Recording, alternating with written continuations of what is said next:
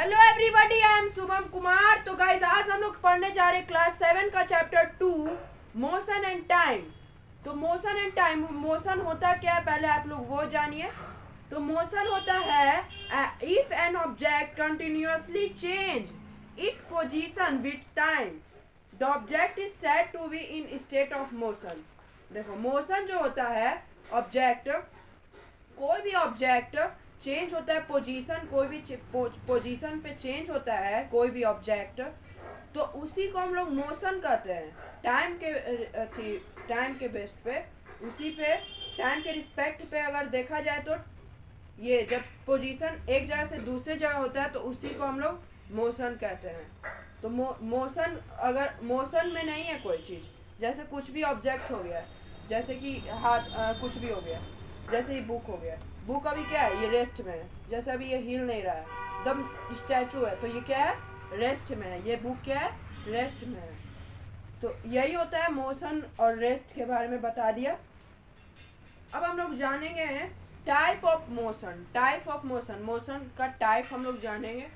तो हमारा टाइप होता है motion can be, you know that motion can be rectilinear motion और अ सर्कुलर मोशन और रोटेटोरी मोशन और पीरियोडिक मोशन और oscillatory motion and multiple motion.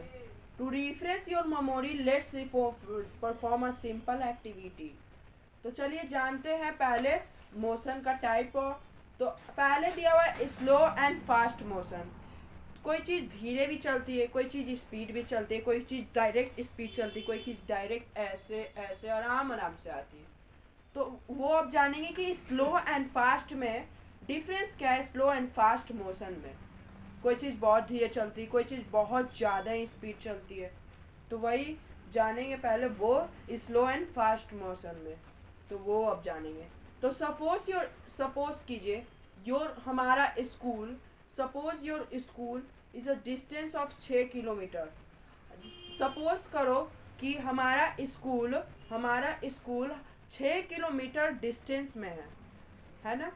तो फ्रॉम योर होम मतलब कि हमारे घर से हमारा स्कूल, सपोज करो कि हमारा घर से हमारा स्कूल 6 किलोमीटर तक दूरी है। तो when you go to school, हम लोग स्कूल जाएंगे बाईसाइकिल से जाएंगे, मतलब कि साइकिल से जाएंगे। तो it take a time of around 40 minute to cover the distance. 6 kilometre distance cover किया है, 6 किलोमीटर डिस्टेंस कवर किया है, 6 किलोमीटर डिस्टेंस कवर किया है 40 मिनट में। ओके, 40 मिनट में समझो। तो 40 मिनट में डिस्टेंस कवर किया है हमारा बाईसाइकिल 6 किलोमीटर तक। ओके, और but when you go to school by the school bus, अगर हम लोग स्कूल जाएंगे, बट रुको, व्हेन यू गो, हम लोग जाएंगे स्कूल, तो बाय स्कूल बस, अगर हम लोग स्कूल बस से जाएंगे स्कूल, तो it take a lesser time, ये कम टाइम में चल जाएगा, से 10 मिनट। क्या लिखा हुआ है, से 10 मिनट। से 10 मिनट में ये, अगर हम लोग बाईसाइकिल से जाएंगे 6 किलोमीटर तक स्कूल, तो हम लोग को 40 मिनट लगेगा। अगर हम लोग स्कूल बस से जाएंगे तो हम लोग लेजर टाइम, मतलब कि कम टाइम लगेगा, 10 ही मिनट लगेगा। तो to cover the same distance to reach your school from the observation you say some move slowly varies a verse and move fast, slow and fast. चलिए आप लोग जान गए कि स्लो एंड फास्ट मोशन होता क्या है। तो मैंने बता दिया कि बाईसाइकिल से अगर आप लोग जाएंगे तो थोड़ी ना 6 किलोमीटर 10 मिनट में आप लोग कवर कर सकते हैं, तो नहीं। अगर कहा जाए कि 10 मिनट में तुमको 10 मिनट में 6 किलोमीटर कवर करना है, तो आप लोग से नहीं हो पाएगा।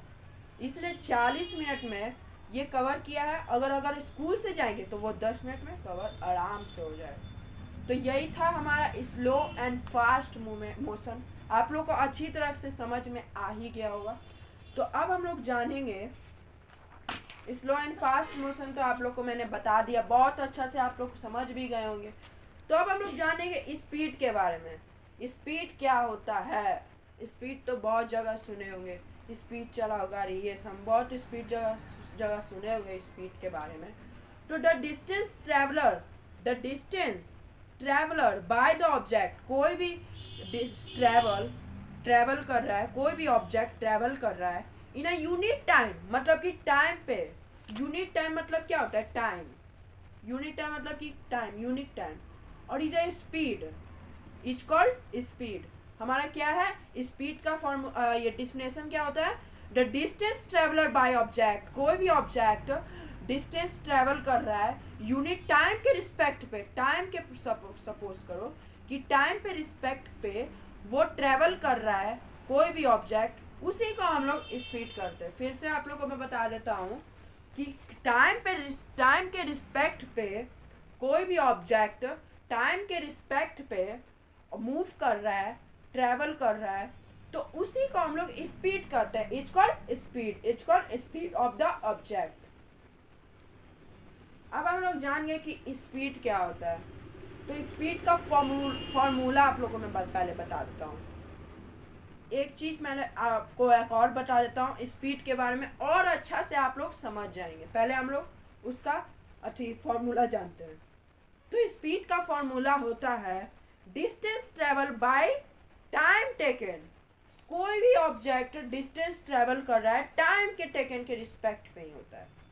और ये 160 किलोमीटर ये दिया हुआ है, यहाँ देख सकते हैं, दिखा नहीं होगा छोड़िए, पहले यहाँ पे दिखाता हूँ। 160 किलोमीटर पर 5 आवर में कोई भी ऑब्जेक्ट, कोई भी कार या कोई भी गाड़ी 5 आवर में 160 किलोमीटर कवर किया है। तो पर आवर में कितना कवर करेगा? पर आवर में कितना कवर करेगा? जब 160 किलोमीटर 5 आवर में कर रहा है तो 1 आवर में पर आवर में 1 आवर में कितना घंटा, मतलब कितना किलोमीटर पर ये ट्रेवल करेगा? तो आपका ये रहा कमेंट का आंसर। तो ये वाला आंसर आप लोग कमेंट में दीजिएगा कि अगर कोई भी ऑब्जेक्ट, कोई भी समझ लो, और 5 आवर में 160 किलोमीटर ट्रेवल कर रहा है, तो एक आवर में, पर आवर में, एक आवर में कितना किलोमीटर ट्रेवल करेगा, वो आपको कमेंट में नीचे बताना है।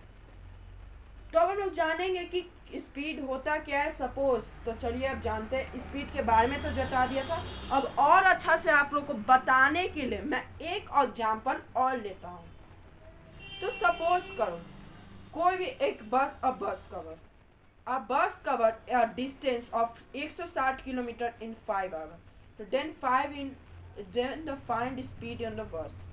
बस यही पूछ रहा है, जैसे यहाँ पे दिया हुआ आंसर वही था, तो यही बस बता रहा था। तो स्पीड का फॉर्मूला आप लोग पहले बताइए, भुला गए, हमको पता है। तो आपको नहीं पता होगा तो मैं फिर से बता देता हूँ, अगर जिनको याद नहीं हो रहा होगा वो अच्छा से ध्यान दीजिए, जिनको दिमाग में नहीं होगा। जैसे मैं अभी बोला कि स्पीड का फॉर्मूला क्या होता है, तो जिनके दिमाग में नहीं था अच्छा से ध्यान दीजिए। तो स्पीड का फॉर्मूला होता है distance traveller by time taken. Distance traveller by time taken, ये होता है हमारा स्पीड का फॉर्मूला। और इसका डिफिनेशन तो जान गए, the distance traveller by object in a unit time is called speed. तो अब हम लोग जानेंगे स्पीड का तो हो गया, स्पीड का तो पूरा बता दिया। अब स्पीड के बारे में आप लोग अच्छा तरीके से आप लोग जान गए होंगे। तो अब हम लोग बताने जा रहे हैं यूनिफॉर्म और नॉन यूनिफॉर्म मोशन।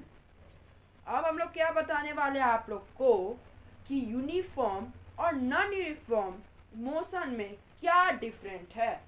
तो अब मैं आपको वो बताऊंगा।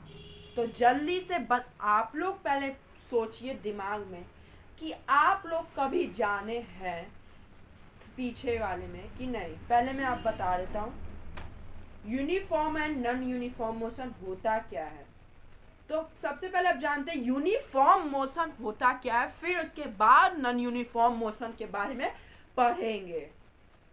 तो अब जानते हैं सबसे पहले यूनिफॉर्म मोशन। तो यूनिफॉर्म मोशन क्या होता है? देखो, व्हेन ऑब्जेक्ट मूविंग अलोंग पहले मुझे पानी पीने की बहुत प्यास।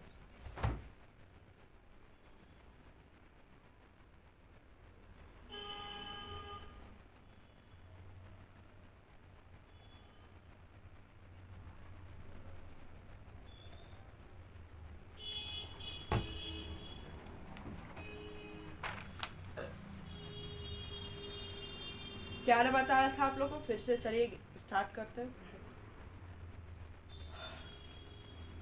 यूनिफॉर्म मोशन पढ़ा रहा था ना, uniform motion and non uniform motion. तो सबसे पहले जानता है यूनिफॉर्म मोशन होता है क्या है? तो कोई भी object when an object moving along a straight line, straight मतलब कि सीधा दम, डायरेक्ट दम सीधा। तो सबसे पहले अब जानते हैं यूनिफॉर्म मोशन। तो यूनिफॉर्म मोशन होता क्या है?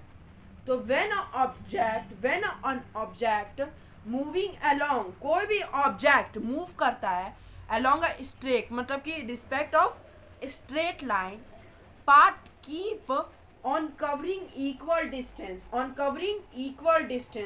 वो अगर कोई भी ऑब्जेक्ट, कोई भी गाड़ी, कोई कार्स, कोई भी अगर स्ट्रेट लाइन में पाथ कर रहा है, स्ट्रेट लाइन में मतलब कि ट्रैवल कर रहा है, तो इक्वल डिस्टेंस होगा और इक्वल इंटरवल ऑफ टाइम भी होगा। अगर कोई भी ऑब्जेक्ट अगर जा रहा है तो स्ट्रेट पाथ में जब जाता है ना, तो वो equal distance in equal of time, we say that is speed is constant और यूनिफॉर्म। इसी को हम लोग यूनिफॉर्म मोशन कहते हैं। फिर से मैं आप लोग को बता देता हूँ, अगर आप लोग को नहीं समझ में आ रहा है तो अच्छा से ध्यान दीजिए, पहले आप समझ जाएंगे। यूनिफॉर्म मोशन पहले पढ़ा देते हैं। तो यूनिफॉर्म मोशन क्या होता है? व्हेन कोई भी ऑब्जेक्ट जब स्ट्रेट लाइन में पाथ करता है, जब स्ट्रेट लाइन में ट्रेवल करता है, जब कोई भी ऑब्जेक्ट, जैसे कि हम जा रहे हैं, साइकिल ऐसे चला रहे हैं, तो कोई भी पाथ अगर स्ट्रेट लाइन में पाथ करता है तो उसी को हम लोग यूनिफॉर्म मोशन कहते हैं। और क्या ऐसा नहीं कर रहा कि अब आप लोग कहेंगे कि ये लैम्बोर्गिनी है और इधर एक कोई भी सीवी साइन है, तो दोनों में तो लैम्बोर्गिनी जीतेगा, तो वो मैं नहीं कर रहा हूँ। यहाँ समझिए आप लोग, यहाँ बहुत डिफिकल्ट है। तो देखो, equal distance in equal interval of time we say in speed. कोई भी ऑब्जेक्ट अगर स्पीड मतलब स्पीड जब equal distance equal interval of time के बेसिस पे होता है। ऐसा नहीं कि एकदम स्पीड कर दिया और आगे चल गए, ऐसा नहीं होता है। Time interval of time we say is speed is called constant और यूनिफॉर्म। मतलब कि यूनिफॉर्म मोशन को हम लोग कांस्टेंट्स भी कह सकते हैं। तो आप लोग को यूनिफॉर्म मोशन समझ में आया कि नहीं? जब पाथ करता है एक equal distance and equal interval of time पे के बेसिस पे, जब हम लोग ट्रैवल करते हैं इक्वल डिस्टेंस एक स्पीड ज़्यादा नहीं मतलब इक्वल, जैसे कि इधर है सीवी साइन, इधर भी है कोई कार, तो समझो इक्वल डिस्टेंस इक्वल जब करता है ना, उसी को हम लोग यूनिफॉर्म मोशन करते हैं।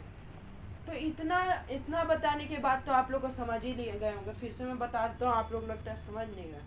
जब इधर कोई कार है, सीवी साइन है, इधर एक स्कूटी है मैस्ट्रो का, ठीक है, तो मैं मैस्ट्रो चला रहा हूँ और इधर कोई भी चला रहा है, तो जब इक्वल जैसे यहाँ है तो हम भी यहाँ पर ही रहने चाहिए। तो जब इक्वल इंटरवल ऑफ टाइम में इक्वल डिस्टेंस मतलब कि क्या दोनों बराबर साइड में जब आगे पाथ करते हैं, तो उसी को हम लोग यूनिफॉर्म मोशन करते हैं। और उसको हमको क्या कर सकते हैं? उसको हम लोग कांस्टेंट्स भी कह सकते हैं। जब हमारा यूनिफॉर्म मोशन को क्या कर सकते हैं? कांस्टेंट्स भी कर सकते हैं। चलिए, बहुत हो गया यूनिफॉर्म मोशन। अब हम लोग जानेंगे non uniform motion. Uniform motion तो आप लोग को बहुत अच्छा से समझ में आ जाएगा, क्योंकि 2-5 मिनट तो उसी में वेस्ट हुआ है, तो वो अच्छा से आप लोग को समझ में आ गया ही होगा। तो नॉन यूनिफॉर्म मोशन जानते हैं। जैसे आप लोगों को मैं कहा था कि यूनिफॉर्म मोशन को कॉन्स्टेंट्स भी कर सकते हैं, तो पहले ही आप लोगों को बता देता, नॉन यूनिफॉर्म को नॉन कॉन्स्टेंट्स भी कह सकते हैं, यहाँ लिखा हुआ है। तो देखिए पहले हम लोग जानते हैं कि नॉन यूनिफॉर्म मोशन क्या होता है। ऑन द अदर हैंड, कोई अदर हैंड मतलब कि कोई ये अदर हैंड, ठीक है। तो when an object moving along a straight line में path moving in covering unequal distance, देखो यहाँ ना आता है, इसीलिए मैं यूनिफॉर्म मोशन आप लोग को अच्छा से बता दिया हूँ कि नॉन यूनिफॉर्म भी आप लोग को अच्छा से समझ में आ जाए। तो सबसे पहले मैं बता देता हूँ कि यूनिफॉर्म मोशन तो बता दिया, और अब हम जो जानेंगे नॉन यूनिफॉर्म मोशन। तो नॉन यूनिफॉर्म मोशन होता है हमारा, on other hand when the object moving along a straight line path keep covering unequal distance, unequal समझ रहे होंगे, उसमें पीछे फिर से जाएं, इंटरवल टाइम पीछे फिर से जाएं, तो पीछे जाने होंगे यूनिफॉर्म मोशन में, अच्छा से समझ गए होंगे यूनिफॉर्म मोशन। तो पीछे वाला में इक्वल डिस्टेंस में बोल रहा था, तो अभी मैं क्या बोल रहा हूँ, unequal distance, on the unequal distance in equal interval of time or equal distance in unequal interval of time we say to speed is non constant or uniform। जब कोई भी ऑब्जेक्ट अगर वो इक्वल नॉन मतलब कि equal distance नहीं कर पाता है, तो हम उसी को ना टाइम के बेसिस पे ना डिस्टेंस के बेसिस पे, उसी को हम लोग नॉन कॉन्स्टेंट और नॉन यूनिफॉर्म मोशन कहते हैं। आप लोग अब अच्छा से समझ गए होंगे, तो इस सबका डिफिनेशन पहले बता देता हूँ। अब कहेंगे यूनिफॉर्म और नॉन यूनिफॉर्म का डिफरेंशियस बताइए, तो डिफरेंशियस पहले आप लोग को बताता हूँ। देखो इसका पहले हम लोग डिफिनेशन जानते हैं, उसका हिंदी तो आपको सारा अच्छा से मैं बता दिया हूँ। तो when an object moving along a straight line path keeping on covering equal distance in equal interval of time we say is speed is constant is called uniform motion। और अब हम जानेंगे नॉन यूनिफॉर्म मोशन। तो when an object moving along a straight line path keeping on covering unequal distance in a unequal interval of time we say is speed is called non constant or non uniform motion। It's called non uniform motion, it's called non uniform motion. तो अब हम लोग जानेंगे measurement of time in ancient time. Ancient मतलब जान रहे होंगे पहले, पिछले साल, मतलब पहले, एंशिएंट मतलब पहले, बहुत पहले हुआ करता था। एंशिएंट मतलब कि दादा परदादा जब होते थे उस टाइम को एंशिएंट टाइम बोलते हैं। तो in ancient time measurement of time in ancient time, कोई भी टाइम को मेजरमेंट किया जाता है एंशिएंट टाइम। तो in ancient time people used some natural event which may be repeated regularly after a definite time interval to measure the time। For example, our ancestors found that the sun rises every day after fixed time in similarly full moon और our। अब आप लोग बोलेंगे कि ancient time में हम लोग time को कैसे मेजर करते थे, तो वो आप जानेंगे कि एंशिएंट टाइम में हम लोग टाइम को कैसे मेजर करते। अभी ना आ गया, अभी घड़ी आ गया, ये सब आ गया, पर हम लोग अभी पहले नहीं था, पहले डिवाइस कोई नहीं रहता था, पहले ना मोबाइल रहता था ना घड़ी रहता था एंशिएंट टाइम में। तो हम लोग जानेंगे measurement of time in ancient time, हम लोग टाइम को पहले कैसे समझते थे कि टाइम कितना अभी बज रहा है। तो in ancient time people use natural event we may repeated. तो अब आप लोगों को मैं बता देता हूँ कि एंशिएंट टाइम में हम लोग टाइम को कैसे मेजर करते थे। तो देखिए, the time taken between one sunrise and the next sunrise was called day. जब एक सन हमारा जब हो जाता था तो हम लोग उसको डे मानते थे। जब एक सन और फिर से सन आ जाता था, जैसे कि अभी हो रहा है, दोपहर में सन रहता है, फिर कल सन आता है, तो जब पूरा कल भी सन आ जाता था तो हम लोग उसको डे मानते थे। तो डे इसी को बोलते हैं the time taken between one sunrise, जब एक सनराइज आता था, एंड द नेक्स्ट सनराइज, जब हम लोग का दूसरा नेक्स्ट सनराइज आता था, तो वो सब मानते थे, मतलब एंशिएंट टाइम के लोग मानते थे कि अब डे मतलब कि एक दिन हो गया। जब एक सन आता था फिर सनराइज आता था और फिर से नेक्स्ट सनराइज आता था, तो हम लोग डे मानते थे। एंशियंट टाइम के लोगों डे मानते थे उसको। तो अब बताते मंथ कैसे जानते थे।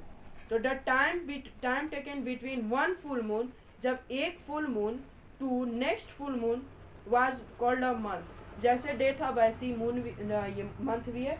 जैसो देखो वन फुल मून जब एक रात होती थी और फिर से जब नेक्स्ट रात होती थी, नेक्स्ट फुल मून होती थी, तो उसी को हम लोग मंथ मानते थे। तो the time taken between one full moon to the next full moon was called month. इसी को हम लोग मंथ कहते हैं। अब बताते हैं कि एंशियंट टाइम के लोगों ईयर कैसे जानते थे। ईयर बताएंगे अब ईयर कैसे जानते थे। तो the time taken between earth to complete one revolution around the sun was called a year. जब हमारा अर्थ वन कंप्लीट रिवॉल्यूशन कर लेता है, रिवॉल्यूशन जब एक बार पूरा, जब पृथ्वी एक जगह से फिर से एक जगह आ जाता है, तो उसी को ईयर कहते हैं। तो the time taken between by the earth to complete one revolution around the sun is called year. अब हम लोग जानेंगे कि एंशियंट टाइम के लोग कैसे मेजर करते थे कि अब कितना बज रहा है। तो देखो द मेजरिंग डिवाइस, कोई डिवाइस था जो उससे मेजर होता था एंशियंट टाइम में, कि मेजरमेंट ऑफ टाइम में। तो measuring device use in ancient time, पहले ज़माने के वेयर क्या क्या डिवाइस वो बताने वाला हूँ कि कौन कौन डिवाइस यूज़ होते थे पहले के ज़माना में टाइम को मेजर करने के लिए। तो सन डायल पहला होता है, सन डायल दूसरा होता है सैंड क्लॉक, तीसरा होता है वाटर क्लॉक। तो अब जानेंगे कि ये तीनों कैसे यूज होते थे। जब हमारा देखिए अब बताने वाला हूँ सैंड क्लॉक के बारे में। जब सैंड क्लॉक आप लोगों ने देखा होगा, देखिए सैंड क्लॉक, ये सैंड क्लॉक है, और जब ये आधा इतना हो जाता था तो 12 बजता था, मतलब कि आधा दिन पूरा हो गया है। जैसे अभी 12 फिर से 12 बजता है तो आधा दिन पूरा हो जाता है। जैसे कि यहाँ देख रहे होंगे ये 2 है और ये 2 में आधा, जब ये पूरा फुल हो जाता था ना ये बालू, तो जब पूरा फुल हो जाता था तो इसको हम लोग समझ लेते थे आधा दिन हो गया है। अब हम लोग जानेंगे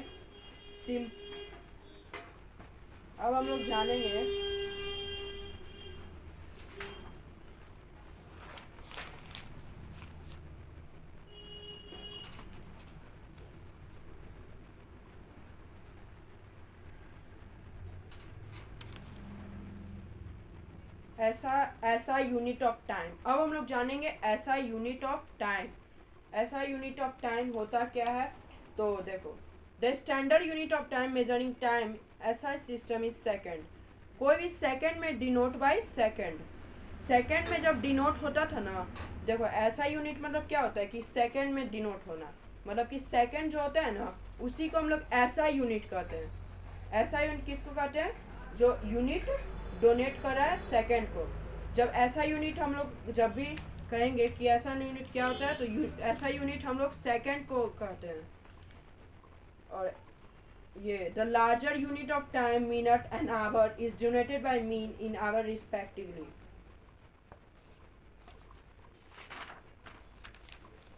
तो चैप्टर यहीं का समाप्त होता है। मिलते हैं नेक्स्ट वीडियो में नेक्स्ट चैप्टर के साथ। चैप्टर 1 का हीट वो मैंने पढ़ा दिया है, और चैप्टर 3 हमारा